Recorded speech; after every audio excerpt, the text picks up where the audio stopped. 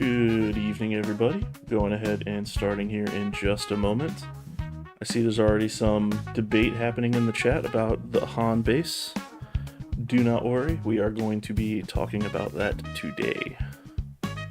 So let's go ahead and get started here. Good afternoon or good evening, wherever you may be listening, everybody. This is episode 2 of the Sekrit Cantina Podcast, and I want to welcome everyone here today. I have Andrew Strout. I always mess it up. I'm sorry. You got it. And Mike, or not Michael, the better looking Ryan Conroe, his younger brother. We've got him here today as well, and cannot wait to go ahead and talk to you guys about World of Star Wars and what is coming up this weekend. But before we do, I do want to go ahead and talk to everybody and say, again, congratulations to Andrew. If you were not here last weekend, he did get married this weekend on Saturday, and it was a wonderful time. And we finally got to meet an added brand new member to the team. Name is Amy. And she's now an honorary planner of Team Sekrit. She's keeping us all in line so we all can be organized. Exactly. So it was a lot of fun. Thanks for both of you guys were there. The whole team was there actually. So the content team. It was a lot of fun, and we got a very official photo with everyone too, looking pretty sharp. So that's exciting. Yeah, it was awesome. I had a great time. The food was very good. Spot on. Very good. I tried food. I tried stuff that I'd never tried before, and I ate it multiple times. I think one of them was like an oyster was crazy. Yeah, I figured out how to eat an oyster and a mussel. Never had those before, and those were delicious. Oysters are a little weird, Never had it, so they are. It's a little strange. Definitely an acquired taste for sure. It took me a while to kind of get into them. Yeah, it wasn't bad though. I would eat again. Not like the venue was absolutely beautiful. The ceremony was great, and I know I was very thankful to be part of it and to go ahead and spend the evening with you and your family and friends. So again, congratulations. Really appreciate you guys coming. Thanks. My voice is a little hoarse because we were out till like 1 a.m. doing karaoke afterwards. That's what I heard. Any classics being sung there? Oh yeah, I mean we had so many. You got like Journey, we had Spice Girls in there, some Lady Gaga, all the good stuff. Heck yeah. Okay. Yeah, that's all good stuff. So, all right, let's go ahead and get started. So, we have, as everybody knows, this coming weekend, we have our Richmond sectors. It's relatively local to us. It's probably about an hour and a half, 2 hours away from the Northern Virginia area. And we've all been kind of testing and preparing for it. So, how's everybody been feeling? What have you been prepping? What's going on behind the scenes? What's the secret sauce? Yeah, Ryan, are you on Sabine? The people want to know. I'm not taking Sabine this time. I'm actually taking the time to prepare for the tournament, so I don't need to roll out of bed and play Sabine. It worked so well for you last time, though. Yeah, I like to do a more complicated, like 3 to base, with Quinlan. Feel like you're making more decisions. What's your favorite Quinlan card? I think I know the answer, but the favorite card in your deck. I don't know. Well, I mean, it's definitely Force Throw. Okay, I thought you were gonna say Guerrilla Soldier. Honestly, that's 1B. That's 1B right there. That's a powerful card right there. But Force Throw has been crazy. This is like the first time I've actually got to play it, and it's just been as advertised, and it's probably only going to get better with the next set. But Guerrilla Soldier has been just really good in all the testing. Like just on turn 2, I'll even like ramp you up if you have a super laser tech on the other side, just so I can get that extra point of damage to your base. Yeah, it matters a lot. There's a lot of people that won't ping the super laser tech, and for me, it's like, I'll if you let it live, it's just gonna deal 2 to your Guerrilla Soldier or whatever you play, and then I'm gonna go ahead and ping it next turn if I'm playing Vader. That's going to kill something. So, and in that deck, if you can buy any amount of time, like it's super valuable. And but yeah, it's pretty common for people to actually not try and kill that card. But I think you just kill it. Yeah, I mean, especially in that situation, because I think you're running Data Vault at the time, so it's like every point of damage matters. And I think when we got to the end, that point actually did matter a lot because I had a Crafty Smuggler and an L3, and I think I put you down all the way to 2. So if I didn't do that early in the game, then I would have been like 1 damage away. That would have mattered, yeah. Yeah, absolutely. And I mean, it's when we played, that matchup for Vader was incredibly difficult playing. I was messing around with Data Vault, seeing if it's actually better than the 30 base. I've been messing around with that deck a lot. I mean, it unfortunately in a world of Sabine and with all these hyper aggressive decks, like you really need to draw well. Otherwise, it's like a problem. Like a Falcon into Chewie, and if you don't draw a Disabling Fang Fighter, you just die. Um, Against Sabine, if you don't answer, if they go like Battlefield Marine into Fleet Lieutenant or A-Wing into Fleet Lieutenant, and you're on the opposite side of them, it's going to be a very difficult matchup. And even like I was messing around with ideas of like Fire Spray, playing the Eager Escort, like 4/1s into it to try and like ambush the Falcons early on as another answer with. I think I was running up to 8 answers. I think I had 3 open fires, 3 Eager Escorts, 2 Disabling Fang Fighters, and just mess around with the idea of, kill either Chewie with the Disabling Fang Fighter or have open fire and the Fang Escort turn 1, turn 2 to deal with Falcon before you can like slap a Chewie on it. And even then, it just doesn't feel good. You're so far behind in that matchup that they just like punish you. Yeah, I think I just want to jump back real quick to Ryan. I think Ryan and I both had talked about this because Ryan mostly played Sabine and Jango, and then I played like Tarkin and then Kira. So neither of us really played like Hero Yellow at all. And like I know we both talked about, we're like, wow, playing like the SOR Falcon is like amazing. Like never having played with these like really busted aggro cards before. It was like, oh, like Falcon into Plo Koon into Cassian just feels like really good. Yeah, that card's powerful. Really good. It's like why have I not been playing this card? Yeah, that card's powerful. I know like the current tech for Sabine into like Han, we've talked about it, is like ECL Masterpiece to not get chewied because that deck has a really hard time racing a chewied Falcon. Like they have a really hard time messing with it. And I mean, I did it on stream. It wasn't a good time for my Sabine opponent. They were not having we dodged and I just killed them, and it's a lot. And I think I played against a Boba ECL, so new Boba ECL, and I went new Falcon, attached a Chewbacca to it, swung for 7. Next turn, swung for 7 more, resupplied on that turn, flipped my Han leader, attacked for 4, then played old Falcon, hit for 3 more, so I hit for 14. They were at 21 before their fourth resource, or on their 4th resource. It's just it didn't matter what they did at that point. Like I've got 2 Falcons and a flipped Han. Like you can't deal with all that. It doesn't matter if you overwhelming barrage, and it just didn't matter. It's like, all right, attack you with one of these 3 things. So you taking Han to Richmond? Then it sounds like. I don't want to, and I know that I'm probably. I mean, if I can find a Vader list that I can really. You can just say that you want to chewy some people on Saturday. You can just do not put me in that category. I do not want to chewy people. I do not like that card.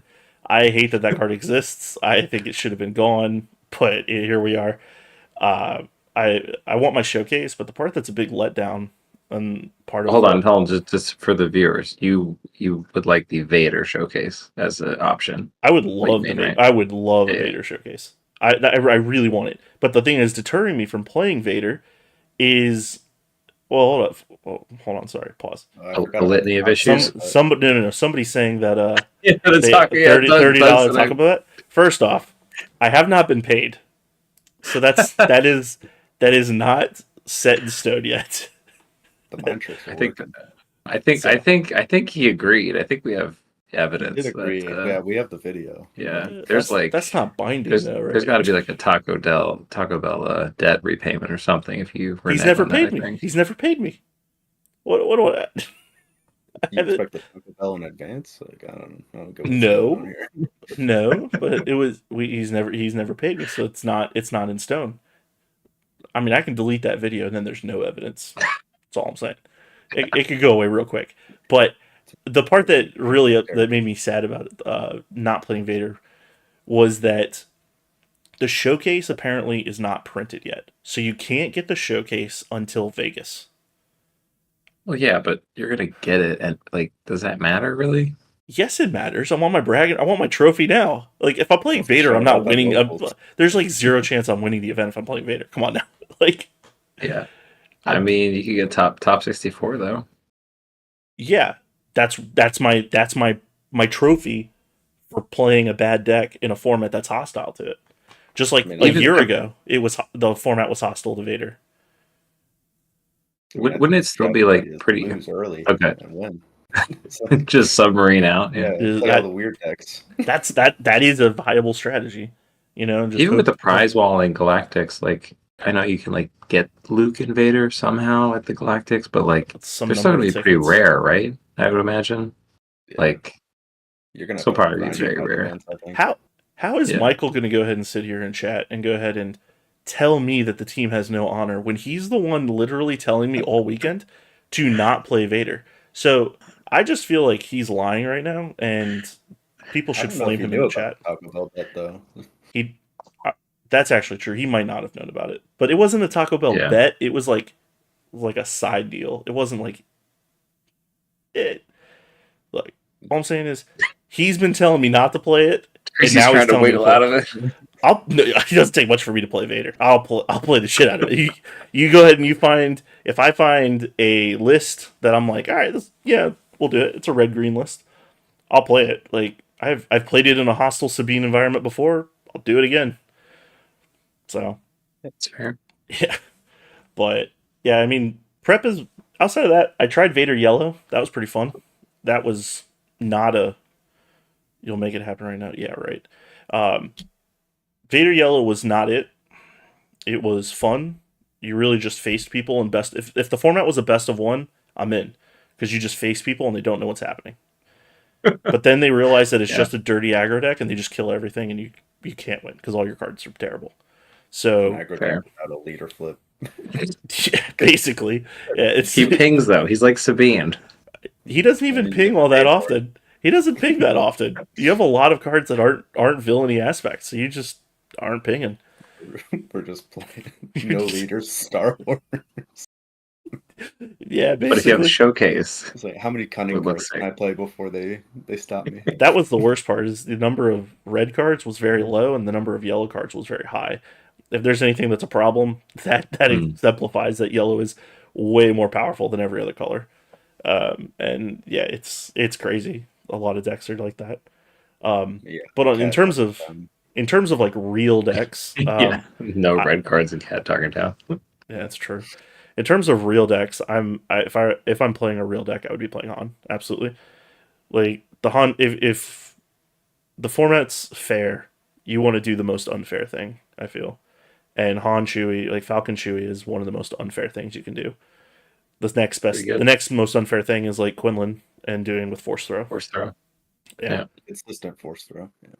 Yeah, like that one's the next most unfair thing, I feel. And if you're not doing that, then you have to be like a record. Yeah, that's like the next most crazy thing. Han ramp, like Han ability is also like incredibly powerful. Like that's broken. I guess I can't think of anything else that I look at in the format that's not fair. Those are like the three quote unquote unfair things. So overwhelming brush. Just saying. Yeah. Do you actually think that's an unfair card? Come on now. That's just like it's a glue card. It's incredibly powerful, but it's not unfair. I like playing it, and I don't like my opponents don't like when I play it. So that's usually my barometer for like a good card. Yeah, my opponents don't like when I go ahead and attack their base and kill them. but come on now. How are you going to advocate against the card you like to play? That's not how this works. You gotta advocate for your card. Ryan's over here Hey, man, advocating for Force Throw. I'm advocating I'm for advocating Vader. for a Rolling Barrage. All right. Yeah, okay. I guess Cunning. Yeah, Michael makes a good point. Cunning is quite to be. You think he thinks Cunning and Overwhelming Barrage are higher on Okay, the fear list? let me qualify my statement. Overland Barrage in Kira with Kira deploy specifically. Yeah, Because having that's how I'll be playing it. 5-on-5, yeah, or like 6 Yeah. damage on the flip. It's like similar to like Sure.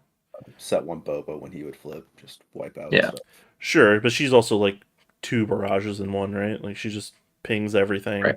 and then she does another barrage on top of it, so it's also much more powerful in that list. But Yeah. any other 5 leader, like it's not even that crazy.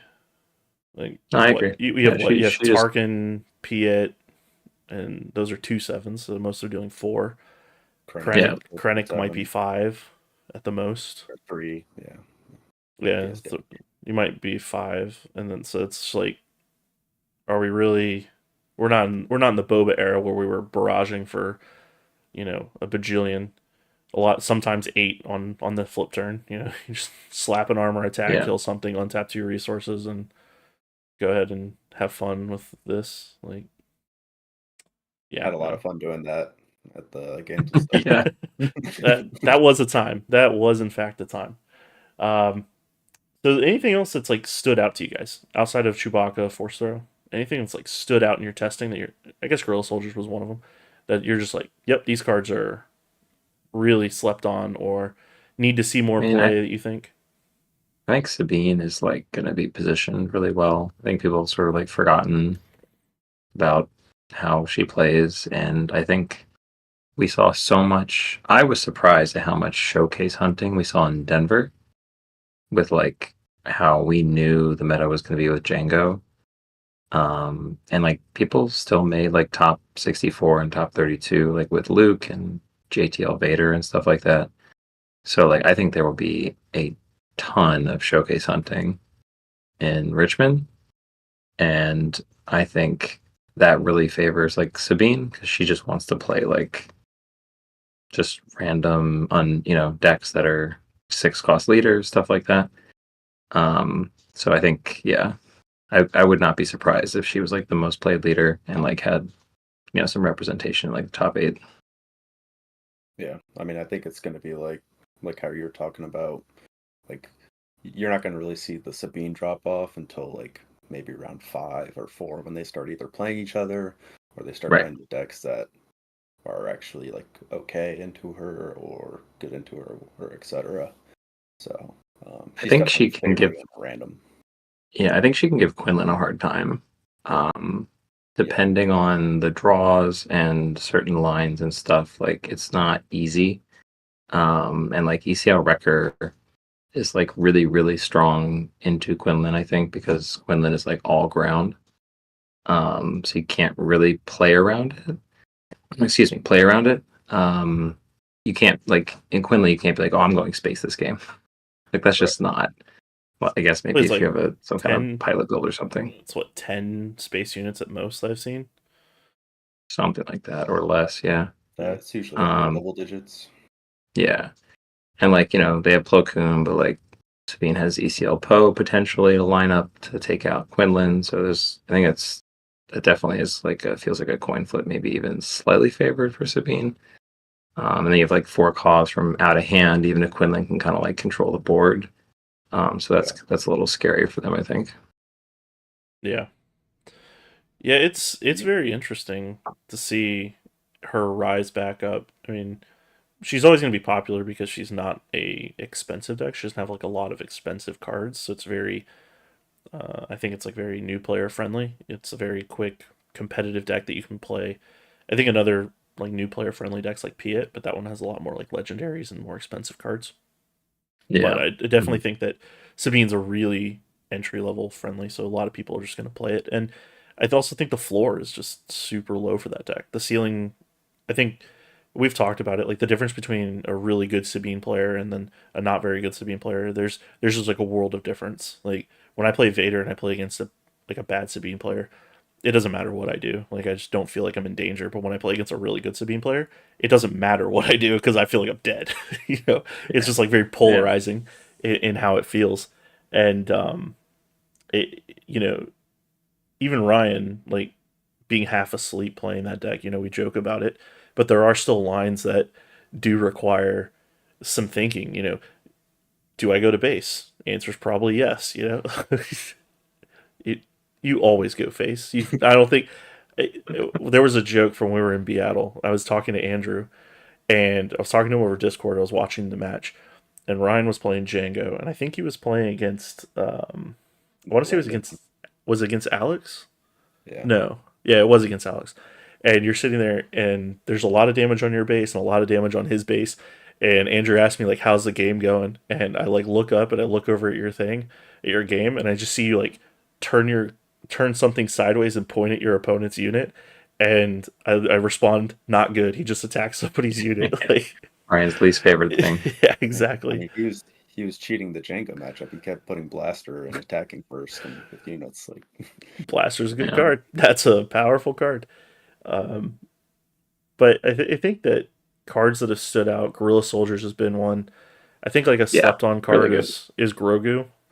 I think for yellow decks is something people need to like kind of experiment with the idea of, because the like if we're going tall and you can just stop it, and for like slower decks being able to stop things and like do that, I think that that's a huge thing.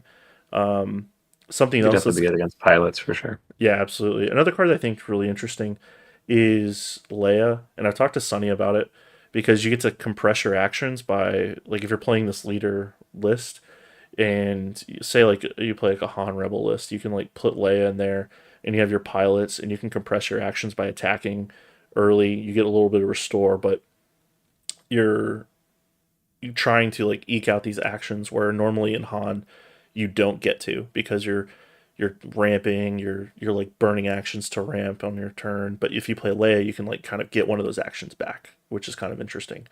So I think cards that can slow the game down for tall decks and then cards that can compress actions are going to be really important for this upcoming meta that we're going into. So. Yeah, I mean, I think that's why you saw like Leia, the leader with Lake Country, being able to do well in a Django meta. Yeah, she was able to action compress her way into a top 64 finish. Yeah, so it goes along. Like, I mean, if you're before he was suspended, Django versus Han Yellow. If Han Yellow could put blasters and attack for more damage, then you were going to do that turn, and before you could exhaust them, you win. It's like so. Action compression is a real big thing, especially if it's going to be a tempo versus aggro or aggro versus aggro deck. It goes a long way. Yeah, absolutely. And it also like wins you the race sometime, which is a big reason why Tandem Assault was something that Sonny was talking about playing and he was a big advocate for. And I was much less in the camp of it because of the type of Han green I was playing. But when you're playing an aggressive Han green list or even just a green list in general that balances pilots and ground units, cards like Tandem Assault, Rebel Assault, like those cards are really powerful to go ahead and just push damage before your opponent can and then seize the initiative and do it again. So somebody said that it was like Daryl Wood went ahead and mentioned that the Han JTL leader is being slept on. I will admit I have not put a whole lot of thought into Han JTL. I think Ryan's messed around with it because you played what was it? It was odd. I don't even remember what in Hearthstone there was an odd type deck. Yeah. Was it Odd Paladin? Like, yeah, so in Hearthstone they had like a legendary that would change your whole like hero power, like if you had all odd cards in your deck. And so like it's kind of cool seeing that with the new Jump to Lightspeed Han. They've kind of made that theme similar. So it's like really cool that he has like payoff cards for that. Like Never Tell Me the Odds or whatever the new card is. Like Boshek. All Falcons. Yeah, all the Falcons. Yeah. And then even with C3PO, like if you get that turn 1, you're drawing a Yeah, card every turn. that's That's cool. pretty cool. But there was a Han Jump to Lightspeed Han Red that finished second in a European showdown, I believe. Oh wow, I Oh didn't see yeah, that. I didn't see that. That's pretty sick. There was That's pretty. one. There was one I thought in. Was it Milan that day two'd? I think that's what I I do saw. remember there was one that day two'd. Because I I'm remember not we sure if it we was. talked about it briefly while we were in Atlanta. We talked that that's kind of interesting. We should like kind of revisit that, and we all kind of agreed not until Boba or Django goes away because it doesn't feel like anything you want to do yet. But I do think the idea of, I mean, I like the idea of Han, um, like odd decks and things of that nature. It's kind of interesting. And in Hearthstone, there was also a card called Reno Jackson. And I remember that one. if that Yeah. card ever exists, sign me up. Like that card was real good then, and I would play it now. Like going ahead and have a singleton deck. If you can get enough cards that do the same thing, and it just heals you back to full. Like yeah, I would do it. Like without a doubt. And some of these control decks or some of these just grindy mid-range decks, like they would just do the same thing. I could definitely see those types of strategies existing again. Um, so, and we touched on it a little bit, but what are you kind of, you said you're expecting Sabine. Anything like that might catch your attention that you're not really expecting, you think? Um, Something I'm not expecting. I could see a world where there's like some blue-green villainy decks that do better than we actually think. I know Andrew's hoping to be one of those few. Just because like I feel like everybody kind of knows the big three right now, where it's like Han Green, Quinlan, and Sabine as like the things you probably have to deal with the most, or you're gonna see the most. But like how we were talking about, you can play Vader and just like hope to play the random decks. Like I think a blue green villain going into a bunch of random decks could also just skyrocket your way into like a top 64 and or day two if you do face the random stuff and you get paired up against the Quinlans, because I know you like the Kira matchup into Quinlan.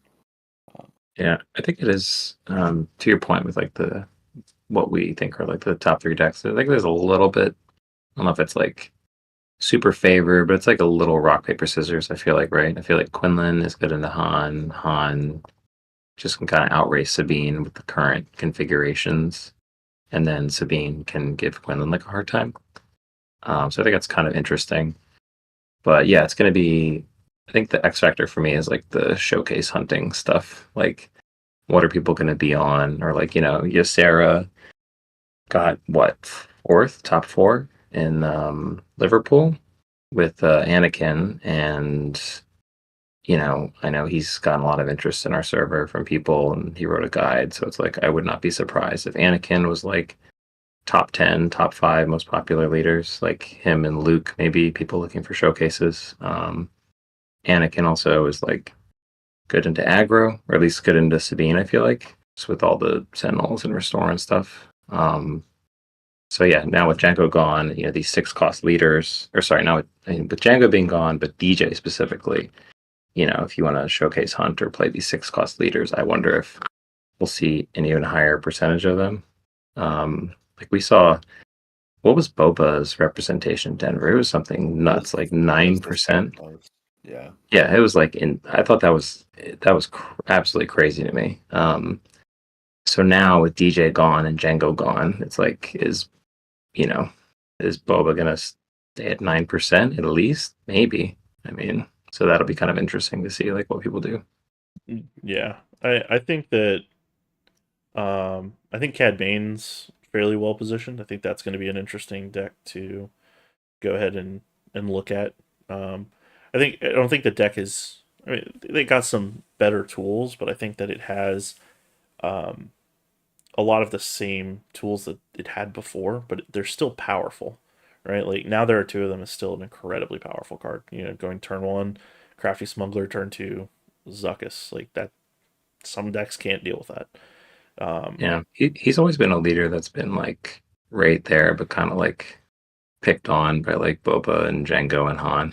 Do you think it's I because feel of his like stats? Because he's just a 2.8 instead of like a 3.7? I think Two just eight being in the makes it. same, yeah, being a 2-8, but I think being in the same colors, you're right. Like, well, I'm just gonna play Boba, or I'm just gonna play Django. But I think being deploying on 6 resources into Han when DJ was a thing was just, Brutal. it's just Yeah. really risky. Yeah, and now DJ's gone, but I think also specifically, really, really narrowly lines up for him with Cham Syndulla, or I don't know how you pronounce his name, Sham Syndulla. Yeah. I think that Cham is like the best with a 6 cost leader. Just because like the way he lines up, like chamming into like flipping a 5 doesn't feel as impactful to me, like in testing. But like with a 6, it feels a lot more impactful, I think. So like out of the sideboard, I mean, like against like a Piet or like a Cad Green, I think is like a little favored into Cad Red. But like if you have Cham, you can kind of like catch up and race them. So I think he got like a decent amount of underworld ships that like sit on Ethano. I think is like an underrated card right now. Like if you have it on curve, if you draw it later, it's maybe not so good. But if you have it on curve, it can like block their Chewy from coming down, which is kind of cool. And just like keep the Falcon from like beating you down. So yeah, I could definitely see, and I feel like he's also just popular, right? Like people really like him as a leader. Yeah. He's good against aggro. I mean, in my mind, it's like I'm not bringing a deck to like a big event if I can't like at least hang with like Sabine or aggro, right? And like he kind of like ticks that box, I think. Relentless Pursuit's also like insane, I think. Very Like Card's especially really good. right now, like it's one of the few really clean answers to like pilots, right? Because like before it was like last set or whatever, like you really were trying to like wait till you flip CAD and then maybe capture like a 6, right? Like Obi-Wan or Ruthless Raider or something like that. Or I guess War Juggernaut if Django's around. Um, but now it's like, oh, you can like play like, the Boba unit on the ground. They go like Falcon, Chewie, and you're like Relentless Pursuit. And it's just like totally swings the game back for you. It gives your guy a shield and like you're right back in the driver's seat. So I think that's really strong. Yeah, I agree. And Cad Bane also, the ping with Tarkin Town, it's still incredibly powerful. Yeah, really good. Like you said, Cham. I think that card is very good for non um non ramp red decks. Like it's so good for them in the sideboard to not fall behind. And like I'll just use Sabine as an example. If they ramp and you just go the next turn play a Cham, that's a 5/4 rebel. Like the thing's Yeah, it's gonna hit some damage, and then your next turn you can wrecker them. Like okay. yeah. Surprise strike off Cham for 8. Like, ouch. You can Or blaster. rebel assault it. You rebel assault Yeah, Poe, right? Like your next turn can be rebel assault Poe, ECL Poe. Like, okay, yeah, that's a lot. It doesn't even have to be wrecker, but you can just you're gonna flip your Quinlan. All right, fine. I'll like rebel assault you, and or ECL the next rebel assault you for what is that? That's 6, and say you have like a Sabine that's like 3/4, so you just hit them for 10. You just rebel assault for 10. All right, you're playing a 25 health base. I just dealt almost 50% of your base's life total in one turn, and I've already probably dealt some number of chip damage from my ping and my battlefield marines, fleet lieutenants, and such that you're probably already around 10. So now the next turn you've got all these things that you can't deal with, and you're just dead.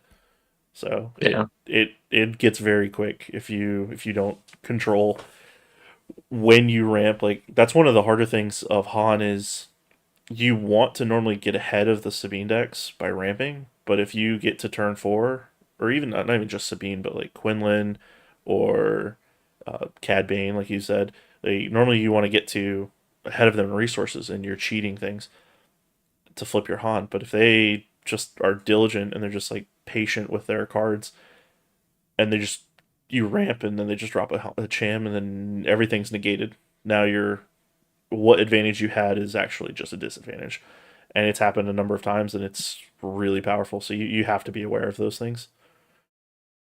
I wanted to ask you guys real quick about talking about like expectations for the weekend or whatever. Like going back to like the showcase hunting, right? Like that was like one of the big surprises out of Denver, and I want to get your guys' take on this. But to me, I thought it was really interesting because like we saw like the Luke Data Vault make top 8, right?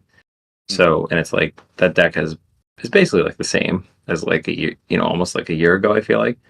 So I thought it was really interesting with that, and like I think the biggest reason we saw the boba was because the showcase looks amazing. Um, and so it was really interesting because I felt like that was such a strong incentive for people that it changed like you could say maybe 20% of like the turnout in a big event at Denver. That's pretty significant. Yeah. So in my mind, I kind of think that's cool that FFG hopefully they do more of that to like incentivize people to play these leaders that can make top 8, right? But previously maybe we would have written them off. But like, what do you guys kind of think about that as like prizing? Yeah, I mean, I think I agree that it's a really cool prize, and it incentivizes the people to maybe get a little weird with their deck creations and just like go for that, I don't know, $300 showcase, and like that's a prize within itself. Like Anakin's, I know is up there in price, and he's got a pretty cool one. So I would, and with Django gone, it's already been proven that he's good. So I wouldn't expect him to drop at all. But yeah, like the Boba showcase from this previous set is like $270 or something like that, and it's like, and there are people out there that are like, oh, like I don't know if I can win the whole thing, but if I can top 64, then I get this huge prize. So it's like, Yeah. why not just like go for it? Like to jump to Lightspeed Vader and just like, why not? I mean, you can beat some of these decks by just going wide in space. So Yeah, we saw I think Chuck's Lightspeed Vader top 30 or something in Denver, right? Like he got the showcase, I think. yeah, He So was that's pretty cool. 38th or something like that. Yeah. I mean, I'm a fan of it because I do like something to chase, right? If like you said, if you don't think you're going to win the event, you have something you can chase for, a prize that you'll get some type of value out of your weekend, not just playing side events or because I think 6 and 3 was still top 64. So, Yeah. that day 2 we'll have our own gripes about the 7 and 2 being the cutoff versus like a 6 and 3, but 6 and 3, there was still like 20 some people that still got a chance at a showcase there, and if you weren't the highest of your leader, that's unfortunate, but there were some that were.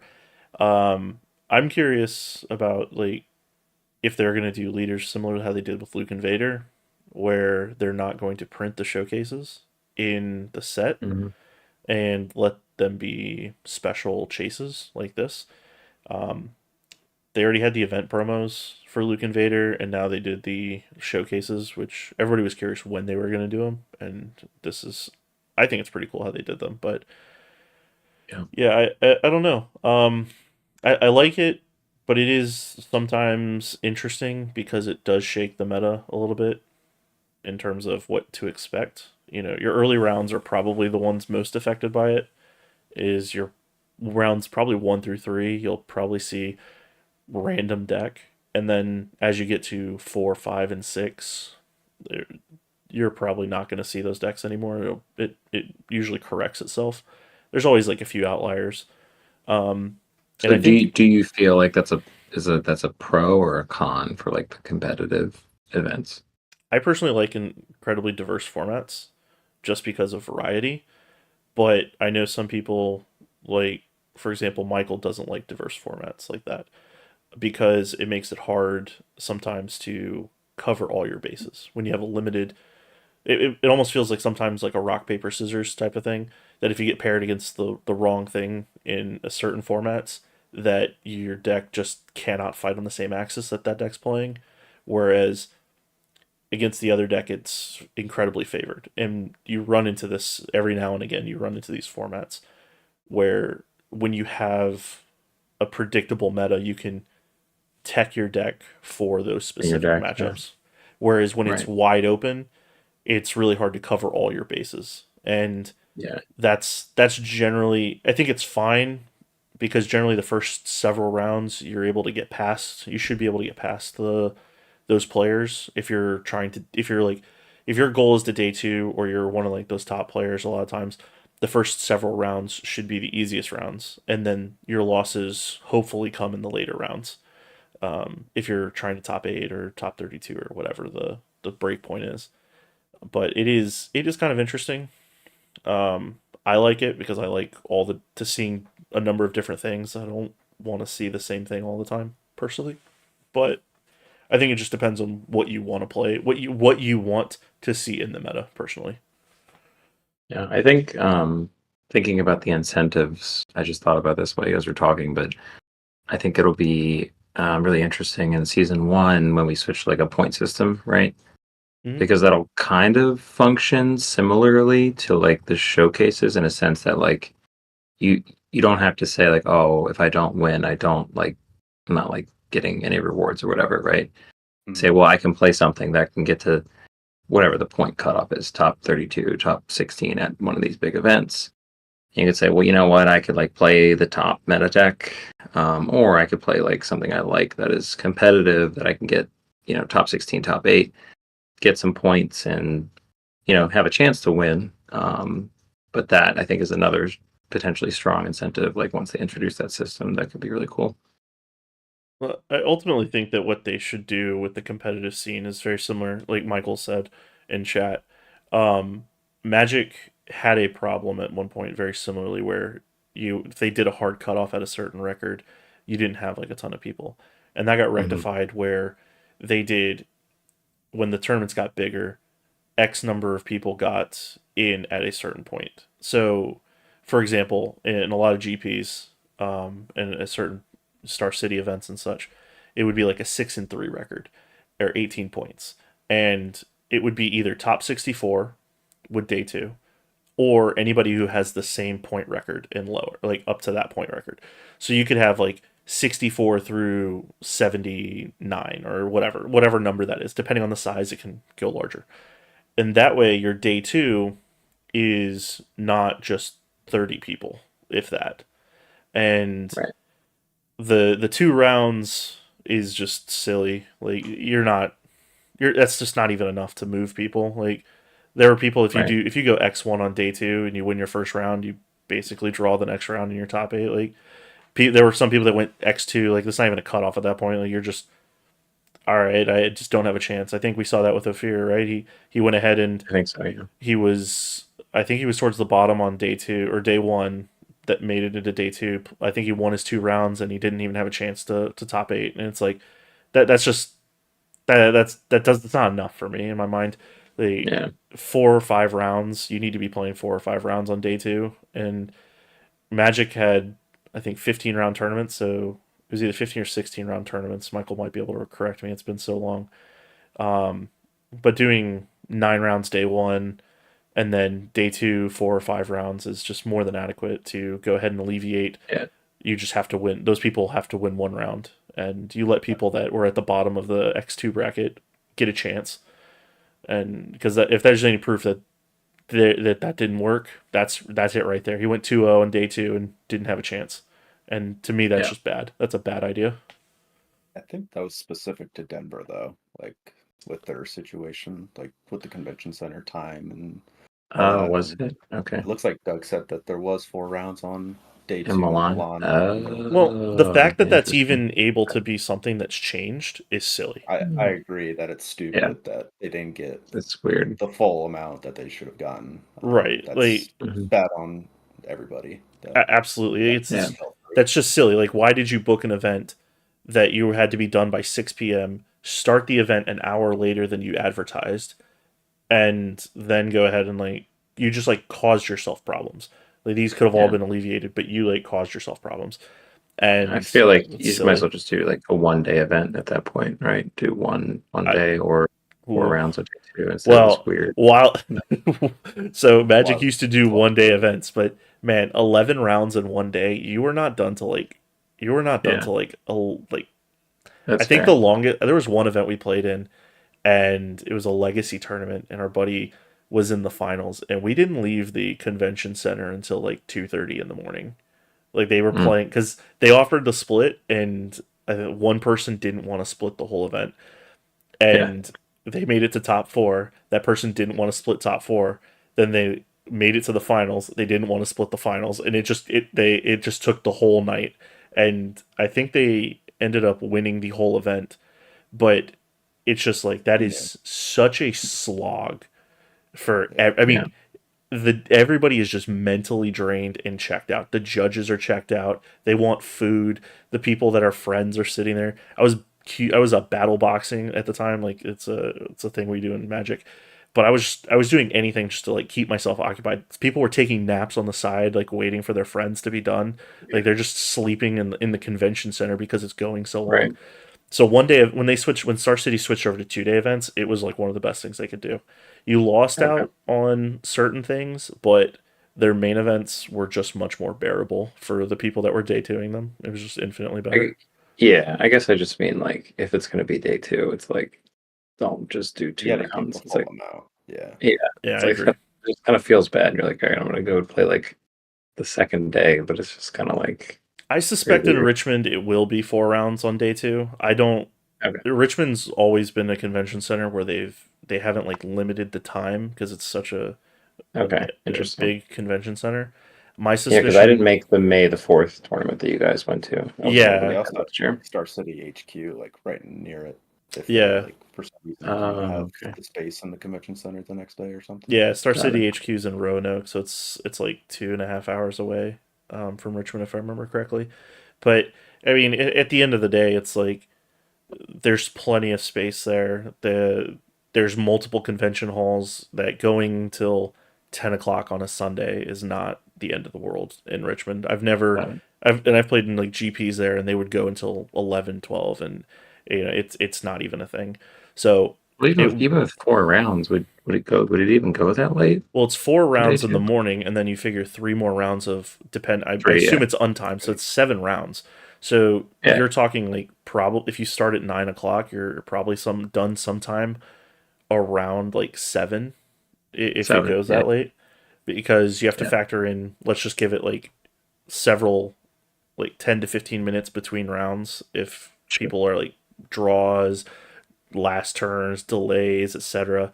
And then you do that every round, and it adds up to like an additional hour. And then you have top Right. eight, which if it's timed, that's still like what, an hour and a half if it goes the full distance. And like we are in an aggressive meta, but people. I mean, I've heard of Sabine players drawing. How that happens, I don't know, but it still happens. Yeah, they were.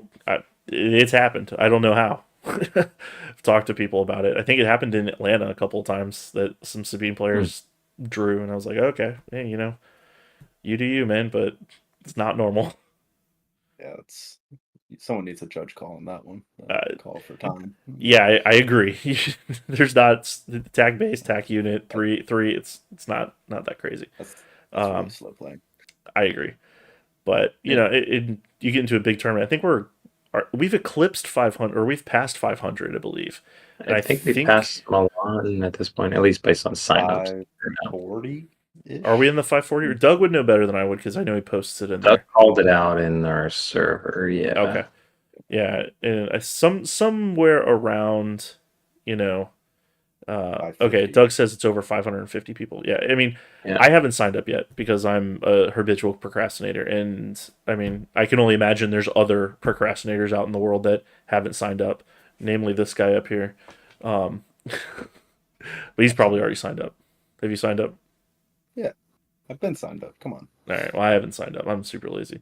I'll probably do that sometime today or tomorrow. I don't know. Um, it wouldn't surprise me if I do it on Friday night. Just how I forget. But it's just one of those things. Like, you're probably gonna have some 50 people that haven't signed up that are still on the fence.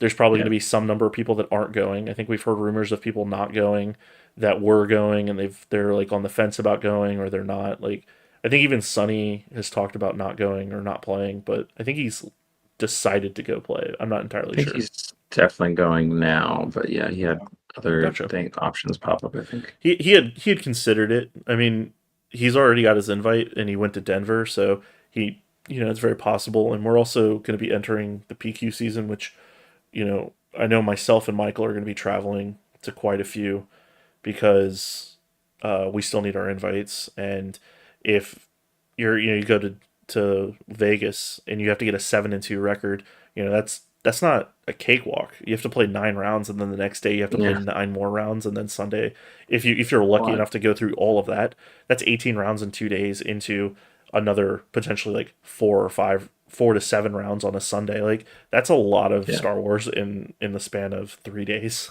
So it can be a lot. So Mhm. hopefully getting that out of the way, just gives us an entire day to kind of see what's going on. Because I believe we get the new set at that time. Oh yeah. Yeah, it'll be So 2 weeks before the tournament. Yeah. yeah, Which is crazy. It'll shake up everything. Yeah. yeah, absolutely. And I mean, it's going to be a lot of fun. But getting that extra day to not have to do anything is huge. You basically get to see kind of what are people thinking about the meta. Is there something that maybe did really well that you weren't expecting, or are people holding stuff? Like Pokemon does Buy it all your the force time. throws now. Yeah, get your force throws now. Hyperspace is going up in stonks. Um, and there are some people who in Pokemon they would play a tier 1 deck that's kind of established or consistent, and then they would save their sauce for the Saturday tournament, and Mm. they would play in that one with like meta killers. So it's not unusual to see that type of thing because it is two separate events. It's a play-in and then the actual world event. So to see two different types of styles wouldn't surprise me for some people. But that's still several months away, and Amy's going to be planning all of that for us. She told us Yeah. she wants to do all of that. So Yeah. We'll have a fun time in Vegas for sure. We know a lot of locals that are going from the DMV area too. yeah, the So Excellent. very excited. Nova area has. I think I've only talked to a couple of people that aren't going, and Yeah. our locals are normally around like the 20 to 25 mark, somewhere in between there. And to only hear a few of those people locally, and this is at different stores, say that they're not going, like just that's not even including like the Maryland crew, like the Maryland area people at games and stuff and such, the Richmond area. Like we talked to Duncan, I'm sure there's like a ton of people down there. Um, and then you've got everybody in like the Pennsylvania area, then that they're all going, I imagine. So yeah, it's gonna be a lot of fun. We're several months away, but I mean, we're already at the end of April. Like that's time flies, It's pretty Yeah. crazy. Already I think peeking into spoiler season. Yeah, we're that's gonna get true. into preview season soon, aren't we? Yeah. I think Already? so. You think so? I think it seems like they're maybe like pushing the schedule up a little bit just to give people a chance to like see all the cards with plenty of time Mm. before the Galactic. That's my thought on that. That'd be Yeah, because that'd be pretty interesting. they showed off the spotlight deck leaders and a few of their cards, and then Yeah. they showed off a card on the stream last week. Yeah. So I wouldn't be surprised if we start seeing that stuff because it does make a huge difference to have the knowledge of what the new cards are going to be because that means you can test earlier, which means that you won't feel as you'll feel more prepared, which is going to Yeah. be huge, especially if you don't have the invite because you have to know what you're going to face in day one. For day And one. Yeah. Yeah. Yeah. day two, you get a benefit of kind of checking it out, seeing what's doing well, what's not, and Right. probably have to bring a lot of cards with you just in case you want to pivot. But Yeah. Yeah. All I think right. you're willing to make that sacrifice. All right. So I'm gonna go ahead and we're gonna talk about Vegas as we get closer, but we got Richmond on our sites now. Yep. What do you think your top 8 is gonna look like for both of you? What do you think? You go, Ryan. Well, I'm going to go ahead and pencil in at least one Quinlan because hopefully it's me. I'm going to say at least one Sabine. I'll probably throw in two Sabines, two Han Green, one Han Green, an Anakin, Kira, and I'll throw in like a Leia or something. I'll throw in a Leia. Something random like that. Okay. Like the Leia spice. Okay. What about for you, Andrew? I have some similar picks, I think. I like the two Sabine. I think just with that field, and I think we're expecting a ton of Quinlan. So yeah, I think two Sabines. I like the one Quinlan. Definitely one Han Green, I think. I think one Anakin for sure. I'm gonna pick another Luke, I think, just because we got the Luke top 8 in Denver, and he seems pretty popular. Yeah, and I think a lot of people are excited about the showcases, or specifically the Luke and Vader showcases from Spark of Rebellion. Yeah. So what's that? 6. Kira, I'll give some villain blue, green some love, and then yeah, I mean, yeah, obviously, I hope it's me. And then what else do I think is interesting?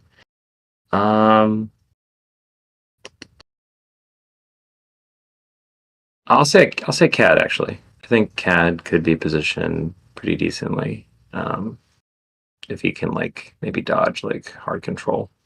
Okay, I've got 3 Han Greens. I think there's going to be 3. Wow. I think that deck Okay. is pretty insane. All right. I actually have 2 Quinlans, but I don't think they're not. I don't think they're both going to be red. I think you're going to have 1 red, 1 green. 1 green. Okay. Yeah, and so that's 5. I think you're going to have a Sabine in there. I think there's going to be an Anakin, so that's what, 6. And then I think you're going to have actually for my villainy blue, my blue green villainy, I actually have Piet. I think you're going to see a blue green Piet in there. I think one's going to squeak their way in there.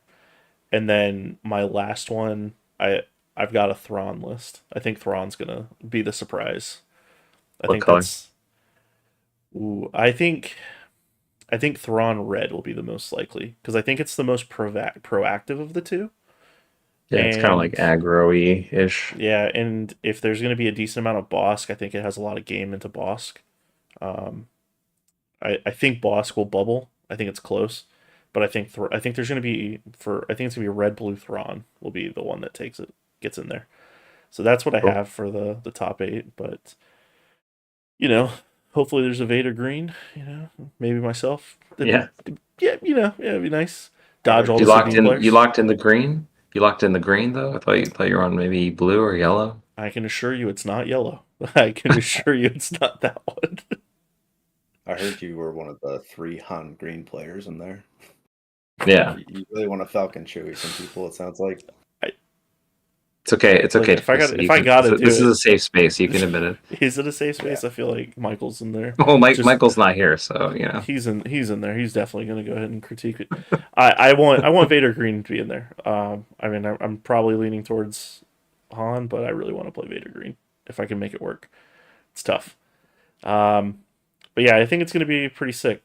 It sounds like George is going to be playing Hondo Blue, or there's like a little goad for him to play his pet deck. So you never know. It's a George deck. You never know. Actually, I don't even know if George is going to go. To be honest, he could answer that in chat. I know he's here. I know me and Andrew picked a Anakin. Do you think, with how much Quinlan we expect, do you think it's more likely an Anakin 30 shows up in the top 8 or an Anakin Colossus? Because I know KTOD has been. I know Bobby Sapphire was streaming Anakin 30 today in his testing. So. Yeah. I think. Oh, go ahead, Chrissy. No, go ahead. Yeah, I've thought about that a bit. Well, mostly like when I was testing Quinlan, like when we were prepping for Beatle, I was like, Anakin was very popular, and I was playing into it a lot, and like, yeah, I think if I was bringing Anakin, I would probably try to make 30 work. Just because I feel like Quinlan, you're already unfavored as Anakin, and the Colossus just puts you really far behind, I think. It makes you really vulnerable to Spark. Like if they want to just YOLO Spark you on round 1, it could be really, really rough. And they can just push a lot of damage and like target down your guy. And I feel like Steela in that matchup is just not like good enough.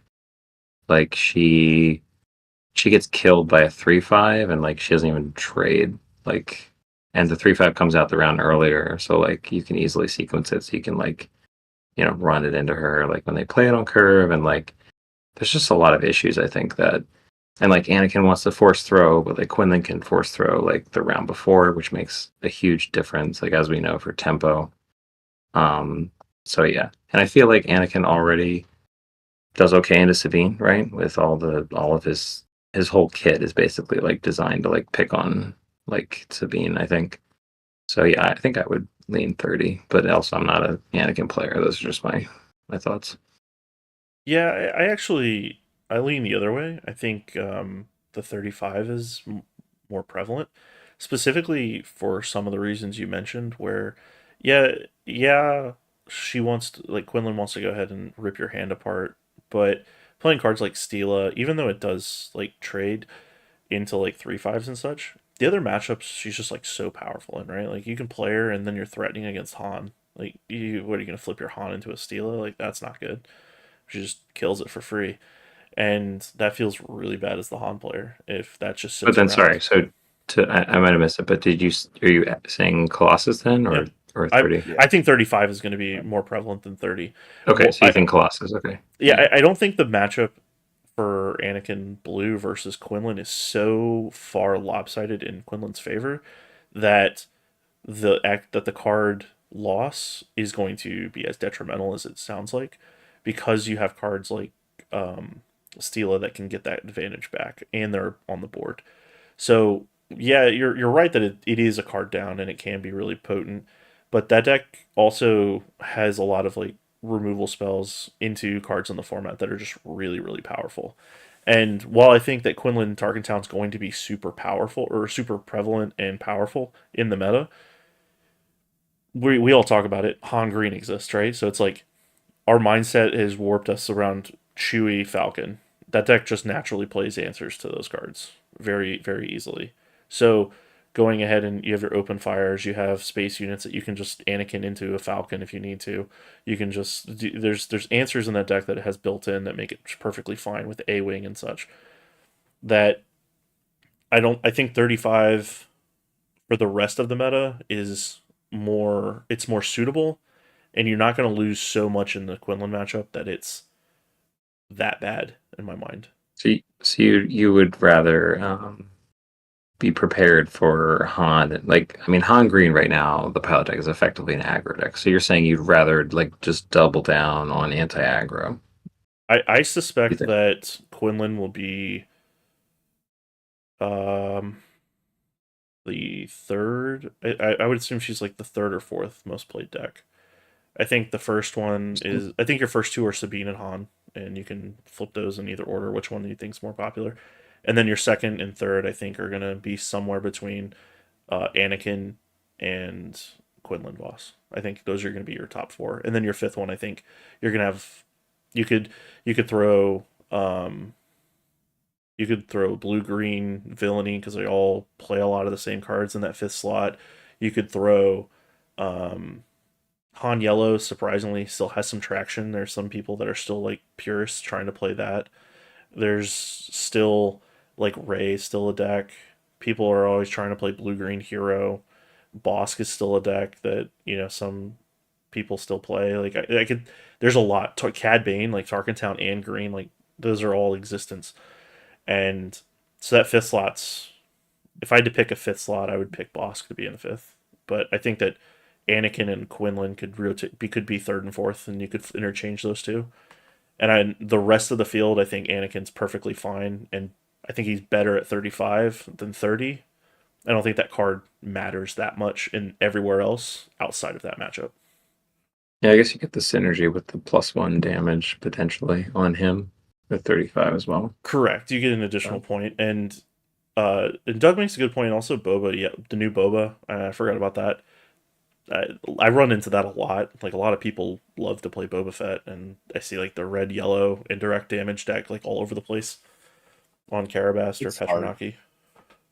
Like, I mean, as a Quinlan player, like I feel pretty favored into Anakin. So it's interesting that you think that the one card isn't like a huge difference. Just because, like, I mean, I'm not scared of Anakin because like I'm flipping before you, and if you flip your Anakin, like I can force throw myself and throw a Han unit and kill your Anakin. Like, Sure, I'm not saying and that it's favored into that matchup by any means, but I think that the 35 health, and I think against everybody else except Quinlan, that one card everywhere else doesn't matter except that one matchup. So I think that if you're expecting to play some number of Quinlan, if the meta was like Quinlan was the most popular deck in the format, and I had to expect to play just that deck or like a lot of that deck, then I would advocate for the 30. But I think that the rest of the meta, that the 35 is more of a benefit than the extra card. I think the 5 health is more beneficial. Have you seen the Quinlan showcase price on TCG Player? like 300 something, right? I haven't. Oh, you think okay? So price, you think price is? It's possible. I What's think you're Anakin's? it's like I don't know. 250, 260. Anakin's But lower than Quinlan. the Quinlan Delta over the last month was Yeah, like crazy. it's Like skyrocketed. when I bought it for like half that price, That's which is wild. like wild. Yeah. I'm gonna call it now. Speculate on your trenches now. Admiral Trench. Let's go. Speculate now. I think you thinking Han Green will be like the second most popular I think it might be a little warped because we are in a local area that is playing a lot of it. I honestly don't. We're all Sonny's just driving the train. He's the conductor, and That's fair. we're all on the caboose. That's true. I mean, if that's the deck I'm scared of, and nobody plays that deck, but I'm prepared for everything else, then I feel like pretty fine, right? Like if I don't play a single Han Green, and that's like the scariest deck in the format, and just to whatever I'm playing, then I feel like I'm in a good situation if I can feel fine into everything else. Here's a good question. We did the top 8s, and then Creasy just went over his most played. So Ryan, what's your like top 5 like most played? Like, do you think in the field? I would definitely lean towards Sabine being like a percent or two above Quinlan. Like I'd probably estimate like 10 to 12%. I do think Quinlan would be second. Um, it's hard for me to. I know Boba 4 is very popular and he has a very cool showcase, but I feel like losing TDR is just hurts a lot. Yeah, that's true. And I think that was the biggest justification for being able to play that deck. Yeah, losing TDR versus like DJ being gone, it's kind of like neutral for him. I feel like. I mean, it's also just doing the most. It's doing the most power, the most broken thing, the most unfair thing, right? It might be slightly worse for him. Yeah. Anyway, go ahead. Third, I mean, Anakin Blue specifically was very popular in set 3. Like after the Quinlan and Han Yellow, it was kind of in that like top 5 spot.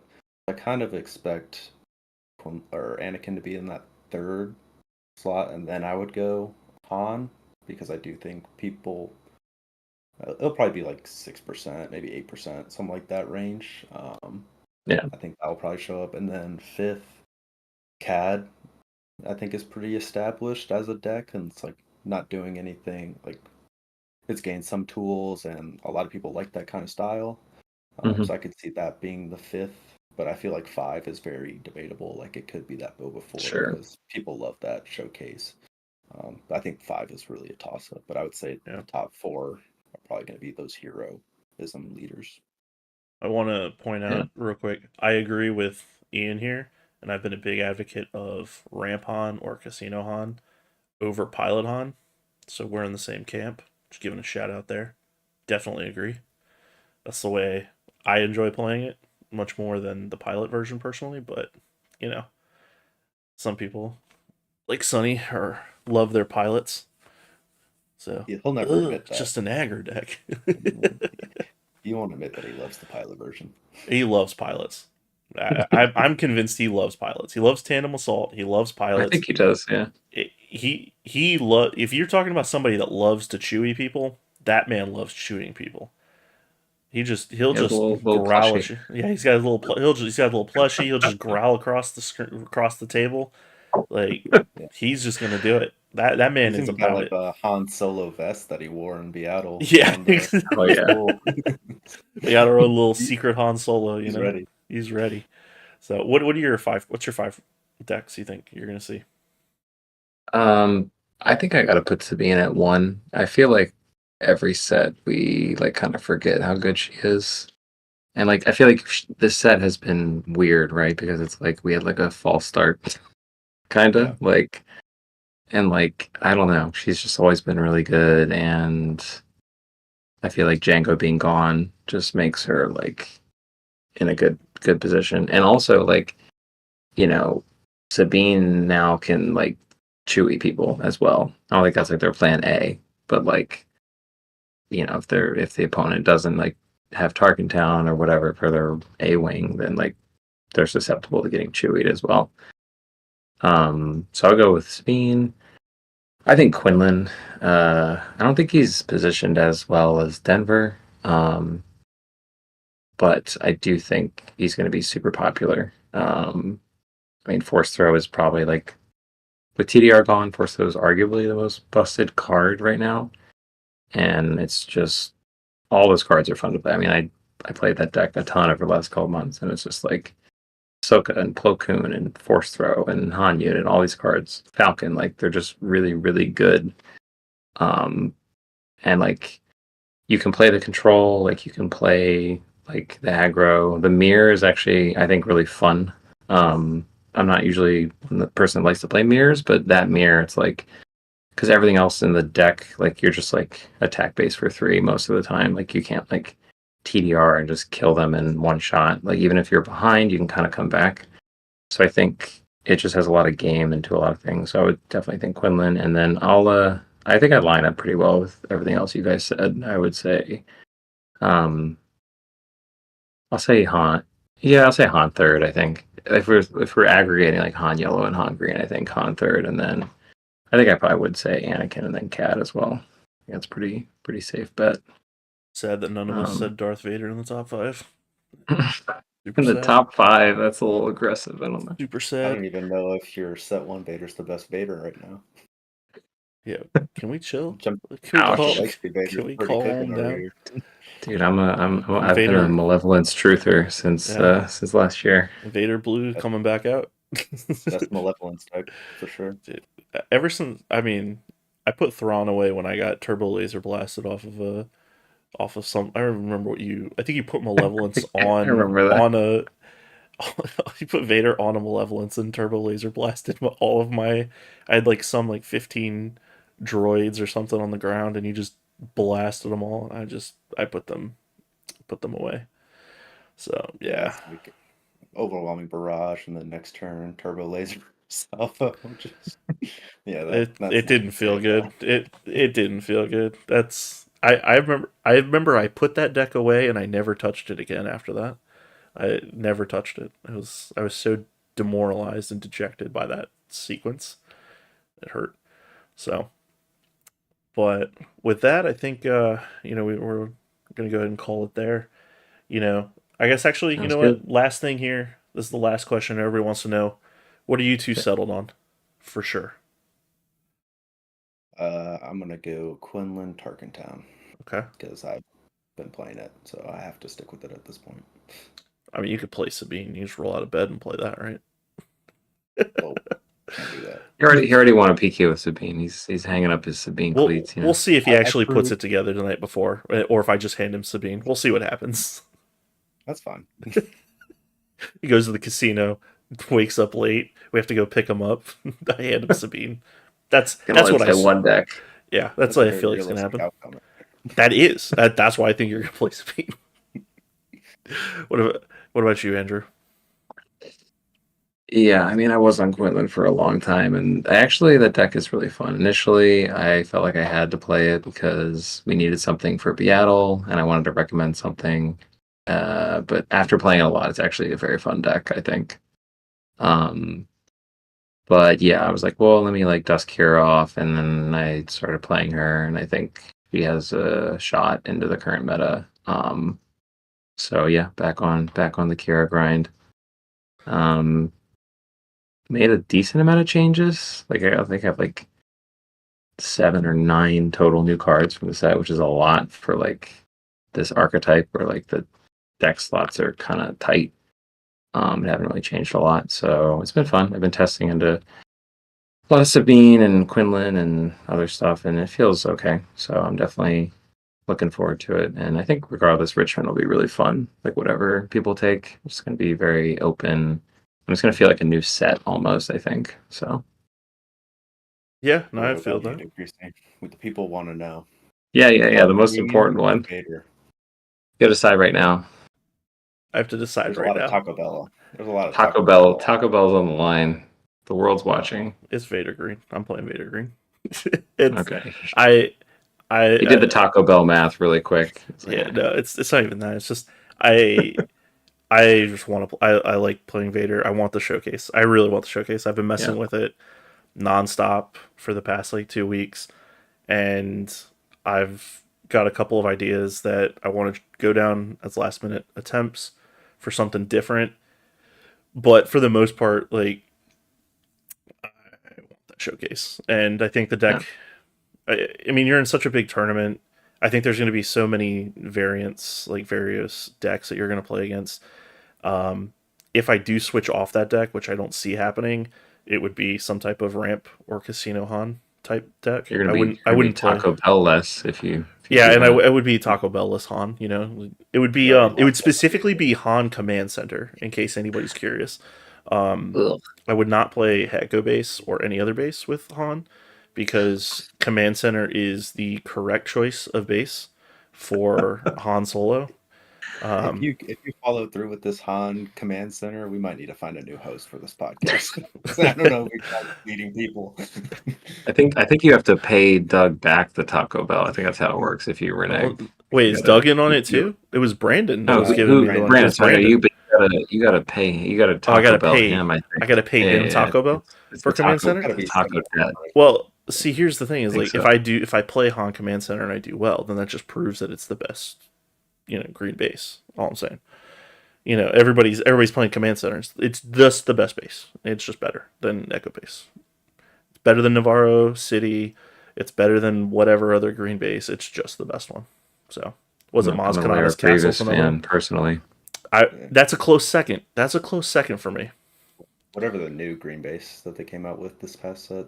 The Naboo one, the feed. That's too pretty. You can't play Han with a pretty base. It's got to be gritty. It's got to be evil.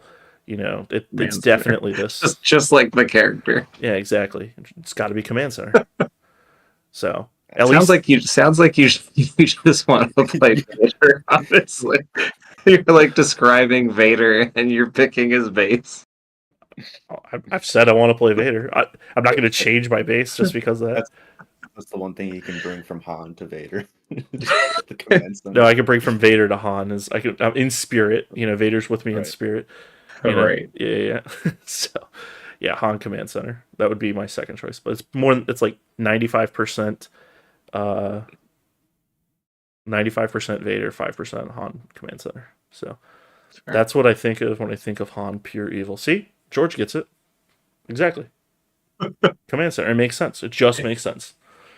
So, all right. Well, everybody, thank you so much for being with us this evening. It was a pleasure. Go ahead and please subscribe, hit the follow button. We're going to try and do this every either Sunday or Monday. Try to usually do it on Sundays, but this weekend, as we said at the beginning, Andrew got married. He got married. It was a little exhausting for him. I can't believe it. Just got married and he was tired, couldn't do it. Just couldn't take a 5-hour energy. I was saying for next week we will probably be doing it Monday as well, right? I assume that we're not going to be doing it Sunday night because we're driving back from Richmond. So we're probably going to do it Monday nights. That seems to be a better day for all of us. But yeah, we love doing it live like this. You get to see authentic and we get to interact with you and we love it. So really enjoyed having everybody here with us. Thank you to Andrew and Ryan for joining me this weekend. Maybe we'll get Michael or Sonny to join us next weekend. We'll see what happens. Depends on how much slander we want to go ahead and put towards Han, whether Sonny will join us or not. Depends. Or maybe force throw slander for Michael. We'll see. But again, thank you, and everybody have an absolutely wonderful evening, and we'll see you next time.